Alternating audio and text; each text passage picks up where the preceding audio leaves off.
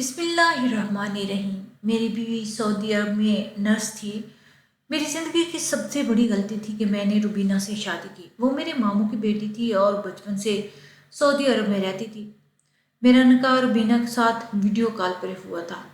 इस वक्त ना वो पाकिस्तान आ सकती थी और ना मैं सऊदीया जा सकता था, और हमारी शादी जल्द अज जल्द घर वालों ने करने का फैसला कर लिया था, क्योंकि रुबीना के वालिद बहुत बीमार रहते थे और इनका इसरार था कि वो अपनी ज़िंदगी में ही रुबीना की शादी करना चाहते हैं।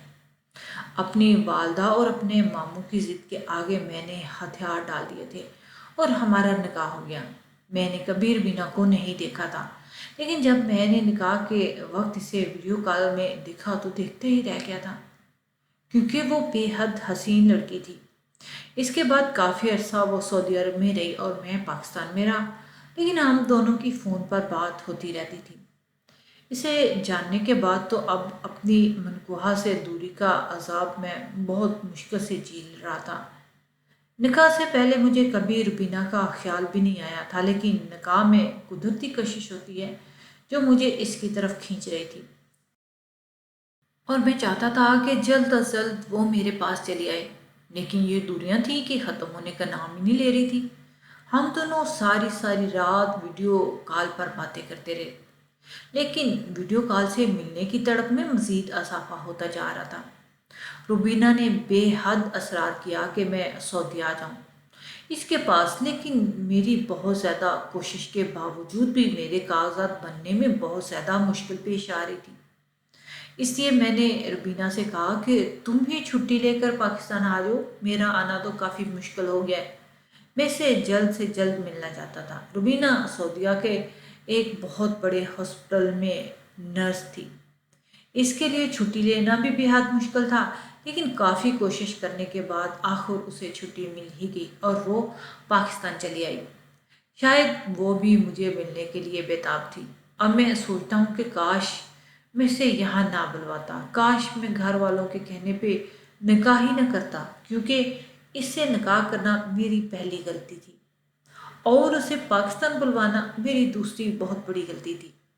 वो लड़की जिसे मैं बहुत खूबसूरत और सुलझी हुई समझा करता था, इसने मुझे और मेरी सारी ज़िंदगी को उलझा के रख दिया था। वो पाकिस्तान आई तो मैं बेहद खुश हो गया कि मेरी भी मेरी दस्तरस में आ चुकी है। रुबीना से मिलने की खुशी में अल्फाजों में बयान नहीं कर सकता था, मगर इसने यहाँ आते मुझसे अजीब सी फरमाइशें शुरू कर दी तो मैं हैरान ही रह गया। उसने मुझे कहा कि वो रूबरू मुझसे निकाह करके रस्म व रिवाज के साथ शादी करना चाहती है। वीडियो कॉल वाले निकाह से इसका दिल मुतमिन नहीं है। मैंने हैरत से इसे देखा कि वो कैसी बातें कर रही है। अगर इसका दिल मुतमिन नहीं था तो वीडियो कॉल किए निकाह निकाह से तो कैसे एक गैर मुतमिन दिल के साथ वो इतना अरसा मुझसे वीडियो कॉल करती रही। मेरी हर फरमाइश भी पूरी की इसने। असूलन तो अगर इसका दिल मुतमिन नहीं था और वो इस निकाह को नहीं मानती थी तो फिर इसे मुझसे बात करनी ही नहीं चाहिए थी। लेकिन खैर मैंने इससे कुछ नहीं कहा और इसकी बात मानते हुए इसे मस्जिद में ले गया और रूबरू इसके साथ मैंने निकाह किया। तो उसने कहा कि अब इसका दिल मुतमिन हो गया है। हालांकि मेरा दिल पहले ही बिल्कुल मुतमिन था। पहले जब फ़ोन पर निकाह करने की बात होती थी तो मुफ्ती हजरात के मुख्तलिफ फतवे हुआ करते थे, लेकिन आज के जदीद दौर में जब दोनों फरीक एक दूसरे को रूबरू देख रहे होते हैं तो फिर इस निकाह में कोई शक शुबा नहीं रह जाता। खैर मैंने इसके जज्बात का एहतराम किया और इसकी फरमाइश पूरी कर दी और निकाह के बाद इसे घर ले आया था। लेकिन मस्जिद में निकाह करने वाली बात मैंने घर वालों को नहीं बताई थी, क्योंकि उनको बताने का मतलब था कि बिला वजह बखेड़ा खड़ा करना था। मेरे घर वालों ने रुबीना के कहे बिना ही इसे बहुत बिना सवार कर बाकायदा दुल्हन बनाकर इसे मेरे सामने पेश किया था। मैं रुबीना के हुस्न को खराज तहसीन पेश करने को बेताब हो रहा था, मगर मुझे अचानक मेरे दोस्त के मोबाइल से कॉल आ गई। उसका शदीद एक्सीडेंट हो गया था اور جانے کس نے اسے ہاسپٹل پہنچایا تھا؟ ہاسپٹل والوں نے کال لوگوں میں مجھے موجود سب سے پہلے نمبر پر کال کی، جو کہ میرا ہی نمبر تھا۔ میں ساری بےتابیاں بلائے بھاگا بھاگا ہاسپٹل پہنچ گیا، تو یوں پہلی رات کا موقع میں نے گنوا دیا۔ دوست کے لیے ایک پوری رات اور پورا دن میں ہاسپٹل میں رہا۔ جب میں واپس آیا تو شرمندہ تھا کہ شاید ربینہ کو میری یہ حرکت بری لگی ہوگی، مگر وہ بہت دریا دل لڑکی تھی۔ اس نے کھلے دل سے مجھے معاف کر دیا اور میرے دوست کی خیر خیریت دریافت کرنے لگی۔ سب گھر والوں کو حال احوال دینے کے بعد میں اور ربینہ اپنے کمرے میں چلے گئے۔ میں اس کی قربت کے لیے تڑپ رہا تھا، لیکن بجائے اس کے کہ وہ میرے ساتھ بیٹھتی، وہ اچانک اپنا سوٹ کیس کھولنے لگی اور وہاں سے ایک چھوٹا سا شاپر نکالا۔ پھر وہ شاپر ہاتھ میں چھپائے واش روم میں چلے گئی اور تقریباً 1 گھنٹے تک باہر نہیں نکلی۔ میں سوچ میں پڑ گیا کہ آخر اس کے ساتھ ایسا بھی کیا مسئلہ ہے کہ وہ شاپر لے کے سیدھی واش روم میں چلی گئی ہے اور اتنی دیر لگا دی۔ لیکن کیونکہ یہ میری پہلی باقاعدہ ملاقات تھی اور نئی نئی شادی تھی، تو میں اس سے کوئی بھی ذاتی سوال کرنے سے ابھی ہچکچا رہا تھا۔ پہلے میں نے سوچا کہ دروازہ کھٹکھٹا کے پتہ ہی کر لوں کہ واش روم میں وہ کیا کر رہی ہے، ہوش میں بھی ہے کہ نہیں ہے۔ لیکن اس کے بعد وہ ٹھیک تو ہے نا، کہیں ایسا تو نہیں کہ واش روم میں بے ہوشی ہو گئی ہو۔ پھر میں نے ارادہ بدل دیا کہ کہیں وہ دروازہ بجانے پر شرمندہ ہی نہ ہو جائے، اور بستر پر آ کر لیٹ گیا۔ میں تھکا ہوا تھا، اس لیے اس کا انتظار کرتے کرتے مجھ پر تو نیند کا غلبہ ہو گیا۔ روبینہ نہ جانے کب واش روم سے نکلی۔ جب میری صبح آنکھ کھلی تو وہ میرے برابر میں گہری نیند سو رہی تھی۔ کل رات میری شادی کی پہلی رات تھی، جس کے لیے میں نے اس رات کے لیے بہت سپنے دیکھے تھے، اور وہ رات دوسری بار اسی طرح ضائع چلی گئی۔ میں نے اسے ملنے کی بےتابی دل میں لیے ایسے بار بار خالی ہاتھ رہ جاؤں گا۔ مجھے اندازہ بھی نہیں تھا کہ مجھے یہ حیرت تھی کہ اگر میں سو بھی گیا تو ربینہ کو مجھے جگانا چاہیے تھا۔ جب میں نے اس سے اس بارے میں بات کی تو اس نے کہا مجھے گہری نیند سوتا ہوا دیکھ کر اس کا دل نہیں کیا کہ وہ مجھے جگائے۔ اس کی بات پر میرے دل میں اس کے لیے محبت کا سمندر ٹھاٹھے مارنے لگا، مگر اس کے بعد بھی اسی پر بس نہیں ہوئی تھی۔ اب یہ روز کا معمول بن گیا۔ صبح کو میں کام پر چلا جاتا، شام کو گھر والوں کے ساتھ وقت گزارتا ہم دونوں، اور جب سونے کا وقت آتا وہ واش روم میں چلی جاتی اور گھنٹوں اندر رہتی۔ مجھے یہ بات اب پوری طرح کھٹکنے لگی تھی۔ مجھے ایسا محسوس ہو رہا تھا جیسے وہ مجھ سے گریز برت رہی ہو۔ میں نے ایک روز اس شاپر کے متعلق روبینہ سے سوال کیا اور اس سے پوچھا کہ وہ روزانہ شاپر میں کیا لے کر باتھ روم میں بند ہو جاتی ہے، تو اس نے کہا کہ اس میں پھٹکڑی ہے۔ پھٹکڑی؟ پھٹکڑی کا لفظ سن کر تو میں حیران ہی ہو گیا۔ یہ تو خالصاً دیسی لفظ تھا۔ اسے مختلف زنانہ بیماریوں کے لیے اور بہت ساری چیزوں کے لیے پاکستان میں استعمال کیا جاتا ہے۔ اتنا تو مجھے معلوم تھا، لیکن سعودیہ سے آئی ہوئی ایک لڑکی پھٹکڑی یا ایسی کسی چیز کے بارے میں جانتی ہوگی، مجھے اس بات کا اندازہ نہیں تھا۔ میں نے کہا تمہیں پھٹکڑی کی کیا ضرورت پیش آ گئی ہے؟ میں تو تمہیں ایک پڑھی لکھی اور باشعور لڑکی سمجھتا ہوں۔ میں حیران ہوں کہ تم دیسی عورتوں والے کام کر رہی ہو۔ آخر پھٹکڑی سے تم ایسا کون سا کام لیتی ہو؟ یہ تو سراسر دیسی چیز ہے۔ میری بات پر بولی کہ نہیں، ایسا بھی نہیں ہے، یہ دیسی چیز ہے، یہ اس کا استعمال منع ہے۔ یہ بہت سارے مسائل کا ایک آسان اور سادہ سا حل ہے۔ مجھے بھی اس کی ضرورت کچھ عرصہ پہلے ہی پڑی تھی، اور میں چاہے نرس ہوں مگر میں دیسی علاج پر ہی یقین رکھتی ہوں۔ ربینہ کے الفاظ پر میں سر ہلا گیا۔ اس کا جواب تو ٹھیک ہی تھا، مگر اس سے مسئلہ کیا تھا کہ وہ گھنٹہ واش روم میں لگا دیتی؟ میں یہ سوال کرنا چاہتا تھا، مگر ربینہ نے اس پر کوئی بات نہیں کی، تو میں بھی خاموش ہو گیا۔ ربینہ نے یہی معمول جاری رکھا۔ وہ پھٹکڑی کا بے بہا استعمال کرتی، اور اسے اس کی ضرورت کیوں تھی میں نہیں جان پایا۔ میں اس معمول سے زچ ہو گیا۔ شاید میں دنیا کے ان شوہروں میں سے تھا جو بیوی سے اپنا حق لینے کے لیے بھی ہچکچاتے ہی رہ جاتے ہیں۔ میں بھی صاف الفاظ میں ربینہ سے اپنی خواہش نہیں کہہ پا رہا، اور اب مجھے بہت ناگوار لگ رہا تھا کہ اس جیسی پڑھی لکھی لڑکی میری کیفیت سے سراسر نظر चुरा रही है। एक रोज़ मैंने दिन के वक्त दफ्तर से छुट्टी होने की वजह से घर में मौजूद था।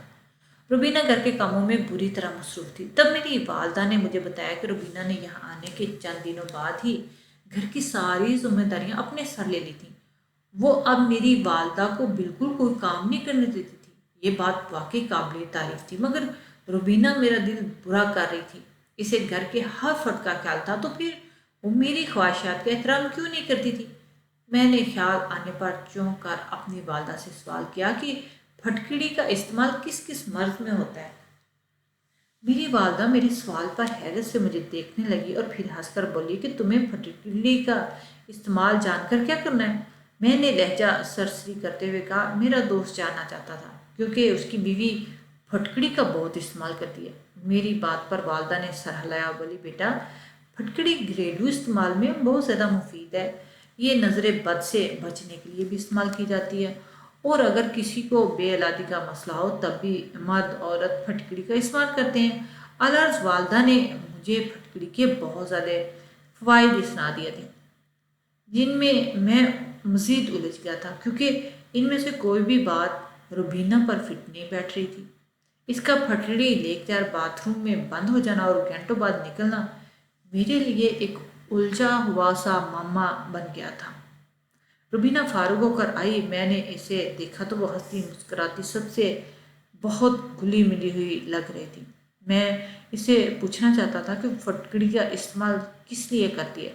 जैसे ही हम दोनों अकेले हुए, मैंने मुनासिब अल्फाज में रुबीना से पूछ लिया और कहा कि रुबीना, तुम फटकड़ी का इस्तेमाल क्यों करती हो? अगर तुम्हें कोई बड़ा मसला है तो मैं तुम्हें किसी अच्छी लेडी डॉक्टर के पास ले जाता हूँ। मेरी बात पर वो मुस्कुरा कर नफ़ी में सर हिला गई और बोली कि नहीं, लेडी डॉक्टर की ज़रूरत नहीं है। मैं मेडिकल के बारे में मैं सब कुछ जानती हूँ। वो मुझे इत्मीनान दिलाने लगी कि ऐसा कोई मसला नहीं है कि मैं इसके लिए परेशान हूँ। मैंने सर हिला दिया और वहाँ से उठते हुए वाज़े अल्फाज में बोला कि मैं अपने दोस्त से मिलने जा रहा हूँ, मगर मैं जल्द लौट आऊँगा। तुम आज अच्छा सा तैयार हो जाना, मैं तुम्हारे साथ वक्त गुजारना चाहता हूँ। मैंने बहुत मजबूर होकर इसे वाज़े अल्फाज में अपनी ख्वाहिश बता दी। वो फर्मा बरदारी से सर हिलाने लगी और मैं अपने दोस्त से मिलने चला गया। मैं वापस पहुंचा तो रबीना किचन में बर्तन धो रही थी। मेरा मूड ख़राब होने लगा। मैंने रबीना को खफगी से अपनी बातचीत याद दिलाई तो वो भी शर्मिंदा हो गई और मेरी बहन का बोली कि इसके सर में बहुत दर्द था, इसलिए रबीना ने इसकी जगह बर्तन धो दिए। मैं खामोशी से अपने कमरे में चला गया और बेजारी से बिस्तर पर सो गया। रुबीना कमरे में आई तो मैं सोता बन गया था और वो कुछ देर रुक के मुझे देखती रही और फिर पलट गई। मैंने थोड़ी सी आँख खोलकर इसे देखा तो मुझे झटका सा लगा। वही शापर उठाकर बाथरूम में बंद हो गई थी। मुझे इस रोज़ अंदाज़ा हो गया कि रुबीना के लिए फटकड़ी का इस्तेमाल मुझसे ज़्यादा ज़रूरी था। मैं उठकर बैठ गया और सर पकड़ लिया। रुबीना की यह मसला अब मेरे लिए वबाल जान बन चुका था। मेरे लिए कोई बीमारी मायने नहीं रखती थी। मुझे मसला इस बात पे था कि रुबीना मुझसे अपना मसला छिपाती थी। मुझे ये बात बुरी तरह खटक रही थी कि आखिर ऐसा भी क्या मसला था जो मुझसे छिपाती थी। इसी सोच में मुब्तला मैंने वो रात भी ऐसे ही गुजार दी। वो अगले रोज़ मैं इसी कश्मकश में उलझा हुआ था, दफ्तर के काम कर रहा था। जब ब्रेक हुई तो मेरे साथ काम करने वाली एक वर्क लड़की मुंह धोने के लिए उठी और अपनी आदत के मुताबिक उसने अपना कुछ सामान उठाया जो बेख्याली में इसके हाथ से शापत छूट कर गिरा। तो मैं इसका सामान उठाने में मदद करने के लिए ज़मीन पर झुका। मैं अपने सामने फटकड़ी देख कर ठटक गया था। मैं फटकड़ी देखकर इतना उलझ चुका था कि बेसाख्ता इस लड़की से पूछ लिया वो मुंह धोने के लिए फटकड़ी क्यों इस्तेमाल करती है और क्यों लेके जाती है। वो जमकर बोली कि दरअसल मेरे चेहरे पे बहुत ज़्यादा बाल आने लगे थे। मैंने इसके बारे में किसी से सुना, हर बार चेहरा धोने पे फटकड़ी चेहरे पर लगाने से बाल आना ख़त्म हो जाते हैं, इसलिए मैं ये फटकड़ी का छोटा सा हिस्सा हमेशा अपने पास ही रखती हूँ और ये मुझे बहुत फ़ायदा दे रही है। वो लड़की मुझे सब बताकर वहाँ से चली गई और मैं हैरान सा बैठा रह गया कि मुझे यकीन होने लगा कि रुबीना भी इसीलिए फटकड़ी बाथरूम में लेके जाती है। शायद उसके जिस्म पे बाल ज़्यादा आते हों। एक यही ख्याल मुझे रबीना के लिए फिट लगा था। मगर मैं घर पहुंचा तो रबीना मुझे देखकर जल्दी से किचन में जाकर पानी का गिलास भरती मेरे पीछे कमरे में आ गई اور معمول کے مطابق مجھے پانی کا گلاس پیش کیا۔ میں پانی لے کر پیتے ہوئے بھی ربینہ کو ہی دیکھ رہا تھا۔ اس نے خالی گلاس کے لیے ہاتھ بڑھایا تو میں نے اس کا ہاتھ تھام کر اس کے بازو سے کپڑا ہٹا کر اس کا بھرنا بازو دیکھا۔ وہ میری حرکت پہ حیرت سے مجھے دیکھ رہی تھی اور میں مرغوبیت سے اس کے بازو کو دیکھ رہا تھا۔ اس کے بازو کی جلد بالوں سے پاک اور نہایت ہی صاف شفاف تھی۔ وہ یقیناً پھٹکڑی کے استعمال سے ہوا تھا، مگر جب میں نے ربینہ کی تعریف کرتے ہوئے بہانے سے یہ بات کی تو وہ شرما سی گئی اور بولی کہ میں اپنی والدہ پر گئی ہوں۔ میری والدہ کے بہت ہی کم اور گولڈن سنہری سے بال تھے۔ میں ربینہ کو دیکھ کے رہ گیا، یعنی وہ اس کے لیے بھی پھٹکڑی کا استعمال نہیں کرتی۔ میں زد جھکا اور ربینہ سے براہ راست پوچھا، مگر وہ رات کا کھانا بنانے کا بول کر اٹھ کر چلی گئی۔ میں اس بار بھی الجھا ہوا بیٹھا رہ گیا۔ ربینہ کے معمولات میں کوئی فرق نہ آیا اور میں اکثر الجھا سا رہنے لگا تھا۔ اس کے ان حرکتوں کی وجہ سے میں اس سے الجھنے لگا اور اکثر چھوٹی چھوٹی باتوں پر منہ بنا لیتا تھا۔ ربینہ میرے رویے کی تبدیلی پر پریشان رہنے لگی تھی۔ جب میرا مزاج زیادہ بگڑنے لگا تو ربینہ بہت پریشان ہو گئی اور وہ میری خوشی کے لیے سب کرنے لگی، مگر میرے دل میں جو بات اٹک چکی تھی وہ نکل نہیں رہی تھی۔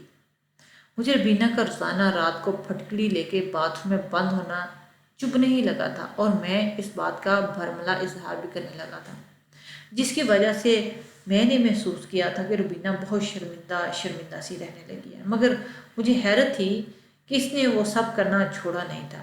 ہمارے درمیان باقی سب نارمل ہو چکا تھا، ہماری ازدواجی زندگی، تعلقات بھی بہتر ہو گئے تھے اور سچ تو یہ تھا کہ ربینہ نے مجھے ہر قسم کا سکھ دیا ہوا تھا۔ وہ بہترین اور مکمل لڑکی تھی اور میں کوئی کمی نہیں تھی، اس میں کوئی کمی نہیں تھی۔ میرے ہر وقت ٹوکنے کی وجہ سے اس نے پھٹکڑی لے کر باتھ روم میں بند ہونا بھی چھوڑ دیا۔ مجھے لگا شاید واقعی اس کا کوئی مسئلہ تھا جو اب نہیں رہا، اب سب ٹھیک ہو چکا۔ مگر ایک روز میری طبیعت کچھ خراب ہو گئی اور میں اپنے معمولات سے 2-3 گھنٹے پہلے گھر پہنچ گیا۔ موسم کافی خوشگوار تھا، اس لیے میری والدہ باہر چارپائی بچھا کر بیٹھی ہوئی تھی۔ میں بھی اپنی والدہ کے پاس ہی لیٹ گیا۔ والدہ نے میری طبیعت کا سنا تو میری بہن سے چائے بنا کر لانے کا کہا۔ میں نے ربینہ کا پوچھا تو میری والدہ نے مجھے بے زاری سے سر چٹکتے ہوئے جو بات بتائی میرے اعصاب کو جھٹکا لگا گئی تھی۔ والدہ بول رہی تھی کہ ربینہ باتھ روم میں ہے اور وہ روزانہ تمہارے آنے سے 2 گھنٹے پہلے ایسے ہی باتھ روم میں بند جانے کیا کرتی رہتی ہے۔ عجیب لڑکی ہے جو نہانے میں اتنا زیادہ وقت لینے لگی ہے۔ میں تو ہکا بکا رہ گیا تھا۔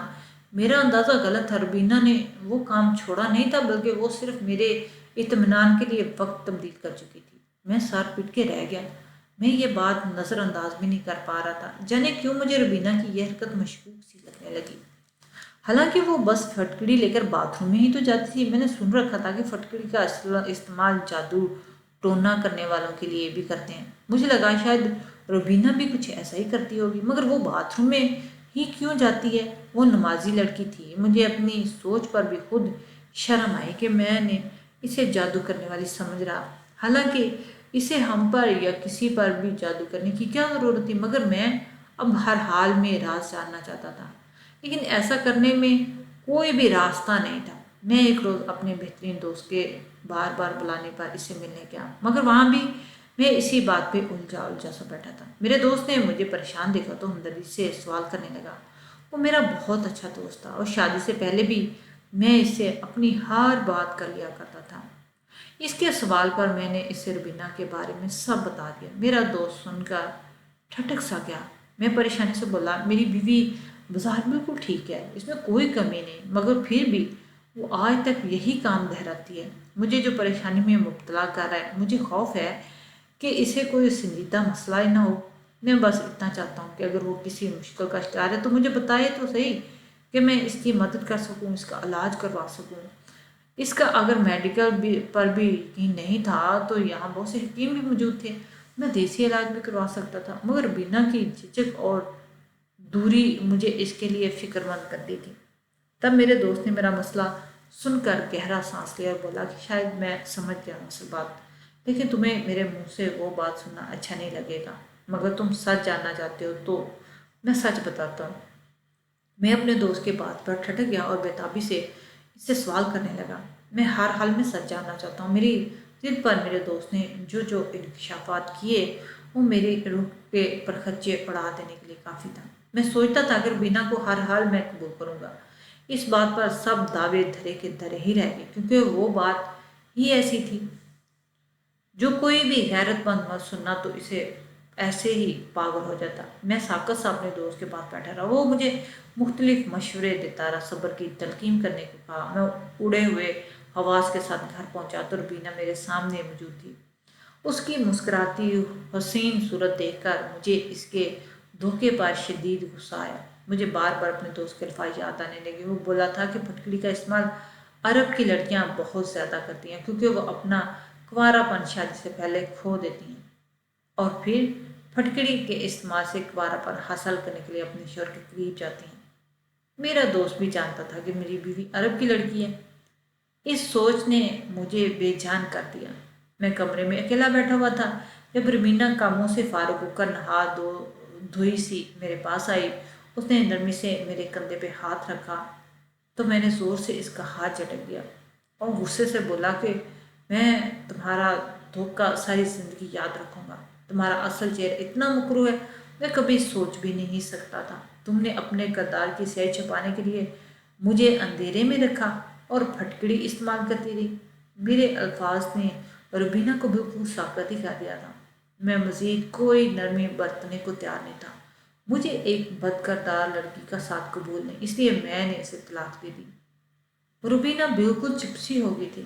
میرے طلاق دینے کے 2 دن بعد وہ واپس سعودیہ لوٹ گئی، مگر ایک خط لکھ گئی تھی جس میں سچ درج تھا کہ کچھ عرصہ پہلے سے میرے جسم سے بدبو آنے کا مسئلہ ہو گیا تھا، جس پر مجھے تمہارے قریب جانے سے جھجک ہوتی تھی، اور میں کسی کے بتائے نسخے کے مطابق پھٹکڑی رگڑ کر خود کو بدبو سے پاک کرتی تھی۔ اور میں باکردار لڑکی ہوں اور اس کا گواہ اللہ ہے۔ میں پھٹی پھٹی آنکھوں سے وہ خط پڑھ رہا تھا۔ میں اپنے عمل پر بری طرح پچھتایا کہ کاش میں روبینہ سے نکاح ہی نہ کرتا۔ مجھے جیسا کم ظرف شکی انسان اس نیک لڑکی کے قابل نہیں تھا، یا کاش اسے پاکستان ہی نہ بلاتا، کیونکہ پاکستانی دوست کی گھٹیا بات نے مجھے اتنا پاگل کیا کہ میں نے اپنی نیک سخت معصوم بیوی کو طلاق دے دی، مگر اب کچھ نہیں ہو سکتا تھا۔